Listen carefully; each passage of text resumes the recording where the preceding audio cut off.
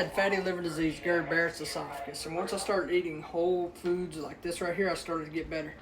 That right there is a slice of mozzarella, 6 pieces of bacon. I got 7 eggs in there with some cheese on top, and that's just, read your labels, that's all natural ingredients right there. But once I started eating real whole food like that, I got better. If you haven't seen or heard my story before, go check out the top right pinned video. Now, I'm not going to say this works for everybody, but for me, I got better once I started eating this way. So this is a picture of what I used to look like, and now I lost 32 pounds, and honestly, in the best shape of my life. So, follow for more.